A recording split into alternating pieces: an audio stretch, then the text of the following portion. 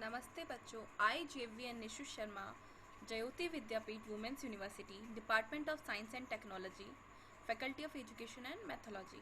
Today our session is dynamic memory allocation. In previous video we discuss about the memory allocation. Now this time we discuss about the dynamic memory allocation. So dynamic memory allocation is generally used for allocate the memory at a runtime. So we also say that the process of allocating memory at a runtime is also known as a dynamic memory. ठीक है, अब हम इसकी बात करें कि जब हमारे पास फ्री मेमोरी होती है, सपोज मैं एक कोई प्रोग्राम एग्जीक्यूट कर रही हूँ और उस ड्यूरेशन में मेरे पास कोई भी फ्री मेमोरी होती है या मेरे पास मुझे किसी मेमोरी में वैल्यू को एलोकेट करना है, देन मुझे लाइब्रेरी रूटीन्स को यूज़ करना. और लाइब्रेरी रूटीन्स को हम क्या बोलते हैं? Memory management function. और लाइब्रेरी रूटीन्स हमारे क्या होते हैं? कौन से फंक्शंस होते हैं जिसको हम कहाँ पर यूज़ करते हैं? जिसको हम हेडर फाइल में यूज़ करते हैं, stdlib.h. लाइब्रेरी ये हमारे क्या होते हैं? हेडर फाइल्स होती हैं. ये फंक्शंस को हम लोग stdlib.h से करते हैं, जिसको हम लोग क्या बोलते हैं? लाइब्रेरी रूटीन्स भी कहते हैं, जिसको हम किसके लिए यूज़ करते हैं? मेमोरी मैनेजमेंट के लिए करते हैं. अब आज के जो टॉपिक है हमारा डायनेमिक मेमोरी एलोकेशन में, इसमें हम तीन चीज़ें पढ़ेंगे. ठीक है, इसमें हम लोग तीन फंक्शंस पढ़ेंगे, जिसमें फर्स्ट फंक्शन है मेलॉक, सेकेंड है कैलॉग एंड थर्ड है रियलॉग. बट बेसिकली हमारे को दो चीज़ों का ध्यान रखना है, मेलॉग एंड कैलॉग. मेलॉग क्या करता है? मेलॉग साइज ऑफ बाइट के लिए रिक्वेस्ट एलोकेट करता है. मतलब साइज ऑफ बाइट के लिए एलोकेट करेगा एक रिक्वेस्ट. उसके बाद क्या करेगा? पॉइंटर, वॉइड पॉइंटर रिटर्न करेगा. किसके लिए? जो फर्स्ट एलोकेटेड स्पेस आपने दे रखा होगा उसके लिए. ठीक है, अब basically it uses for size of bytes. Bytes में अगर है तो दैट मीन वो मेरा मेलॉक है. अब कैलॉग में हम लोग क्या करते हैं कि कोई भी हमारे पास एरे ऑफ एलिमेंट है, ठीक है, उसका space for an array of element, उसको हम क्या करते हैं? एलोकेट कराते हैं और उसकी वैल्यू को हम लोग क्या करते हैं? 0 से इनिशियलाइज कराते हैं. और वो रिटर्न क्या कराता है? Pointer to the memory, void pointer to the memory. Memory से वॉइड पॉइंटर को क्या करता है? रिटर्न कराता है. और फ्री का मतलब क्या है कि सपोज मैं कोई भी टेबल अभी इंस्टॉल कर चुकी हूँ या मैं कुछ भी अभी वैल्यू दे चुकी हूँ, तो उस टाइम में जो भी मेरी फ्री वैल्यू रही होगी या जो मैं प्रीवियसली जो मेमोरी एलोकेट कराई होगी उसको क्या करेगा? ये रिलीज कर देगा. जबकि रियलॉग क्या करता है? रियलॉग क्या करेगा कि चाहे वो आपने मेलॉग को यूज़ किया हो, चाहे आपने कैलॉग को यूज़ किया हो, प्रीवियसली जो भी आपने साइज आपने जो दे रखा है या जो भी आपने एलोकेट स्पेस में जो भी आपने कर रखा है उसको क्या करेगा? मॉडिफाइड कर देगा. मतलब उसके साइज को मॉडिफाई कर देगा जो भी आपने प्रीवियसली एलोकेट किया है स्पेस. क्लियर है इतना? आगे चलें. आगे हमारा जो टॉपिक पे हम बात करते हैं वो है हमारा memory allocation process. Previous video में भी हमने मेमोरी एलोकेशन प्रोसेस के बारे में बात किया था कि देखिए ये हमने एक डायग्राम लिया था, ग्लोबल वेरिएबल, प्रोग्राम इंस्ट्रक्शन और स्टैटिक वेरिएबल. ये तीनों हमारे क्या है? परमानेंट स्टोरेज एरिया है. ठीक है, वेयर एज जहाँ पर हमारा ये लोकल वेरिएबल जो है, ठीक है, ये कहाँ स्टोर हो रहा है? मेमोरी एरिया में, जिसको हम किसके नाम से जानते हैं?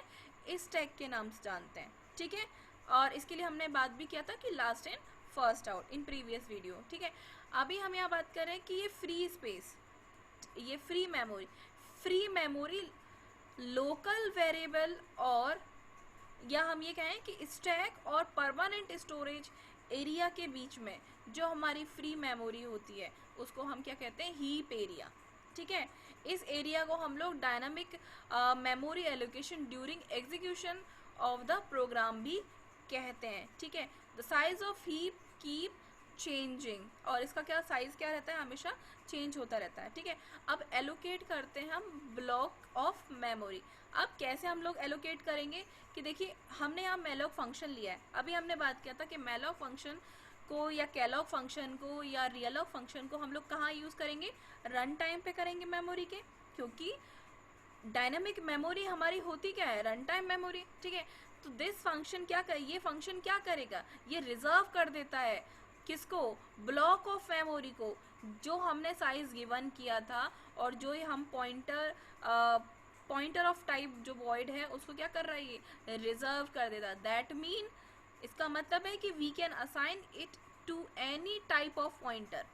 हम टाइप कास्टिंग के थ्रू इसको किसी भी टाइप ऑफ पॉइंटर के लिए हम इसको क्या कर सकते हैं, असाइन कर देंगे, ठीक है। और जितना भी फ्री स्पेस हुआ होगा उसको ये क्या कर देगा, रिटर्न कर देगा एज अ नल पॉइंटर, ठीक है। अब इसका एग्जाम्पल देखें, इसका सिंटेक्स देखें कि किस तरीके से हम लोग मेलोक को डिफाइन करेंगे। तो हम लोग यहाँ लेंगे वॉइड पॉइंटर, ठीक है, वॉइड पॉइंटर यूज करेंगे, मेलोक यूज करेंगे, मेलोक फंक्शन, और बाइट ऑफ साइज, ठीक है। बाइट जो हमने दे रखा है, साइज हमारा किस में है, बाइट्स में। हमने क्या किया, वॉइड फंक्शन मेलोक, बाइट जो है इसका साइज जो है वो बाइट्स में है, ठीक है। क्लियर है, ये क्या कर रहा है, ये साइज हमारा क्या कर रहा है, साइज को जो गिवन साइज है उसको क्या कर रहा है, रिजर्व कर रहा है। अब इसका एक एग्जांपल देखें हम लोग, या हम ये भी कह सकते हैं कि हाँ क्या है, ये साइज के बारे में बात कर रहा है, साइज ऑफ इंट हो सकता है, कुछ भी हो सकता है हमारा यहाँ पर, ठीक है।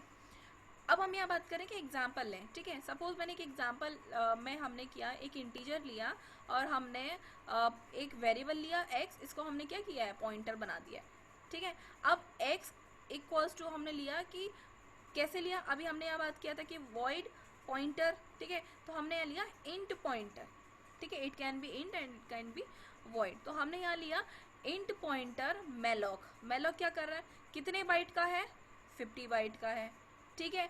और इनटू कितना, साइज क्या है इसका, साइज ऑफ किसका, इस इंट का, तो साइज ऑफ इंट, ठीक है।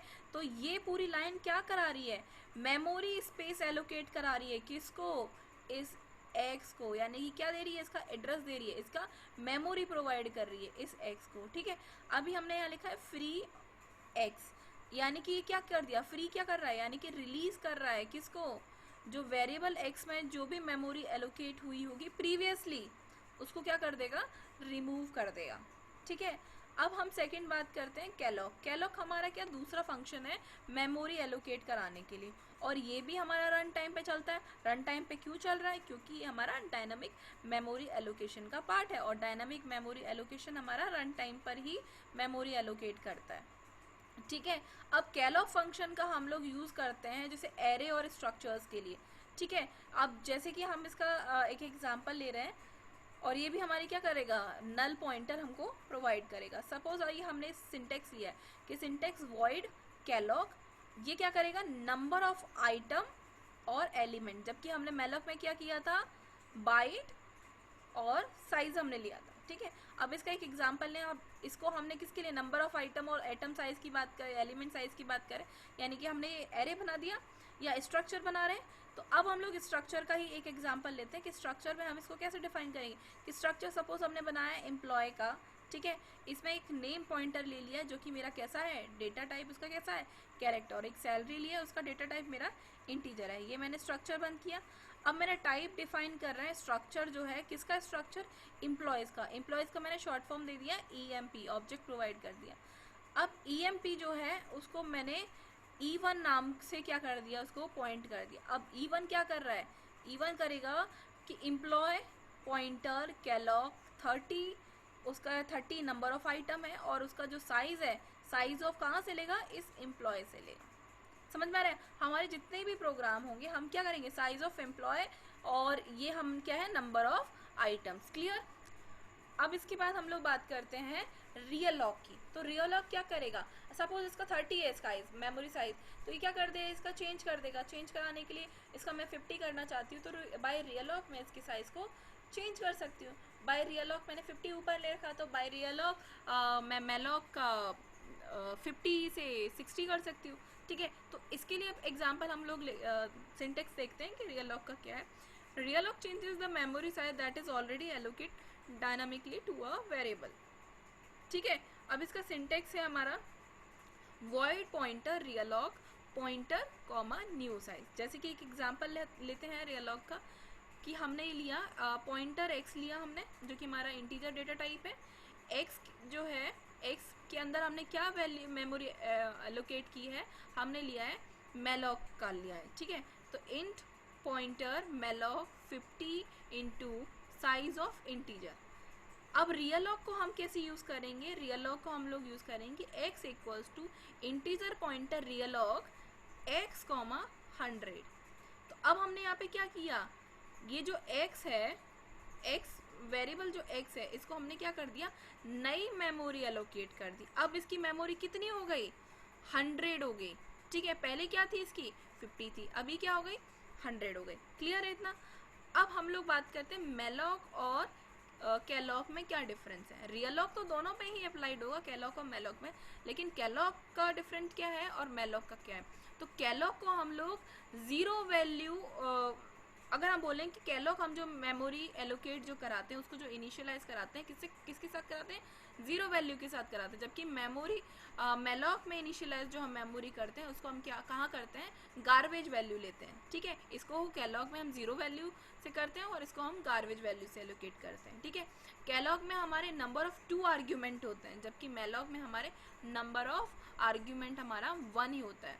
सिंटेक्स हमारा हम क्या लेते हैं कि जो भी हमारा कास्ट टाइप है, जो भी हमारा डेटा टाइप है, डेटा टाइप इनटू कैलॉग, ठीक है, ब्लॉक्स और साइज ऑफ ब्लॉक। जबकि हम मेलॉग में क्या लेते हैं, data type pointer malloc, size in bytes. Clear है? आई होप आपको ये वीडियो में समझ में आया होगा। अगर आपको कोई भी प्रॉब्लम है या कोई भी क्वेरीज हैं तो आप कमेंट बॉक्स में मैसेज कर सकते हैं। Thank you for watching us. This session is powered by digital version 2.0 Jyoti Vidyapeeth women's university. Thank you.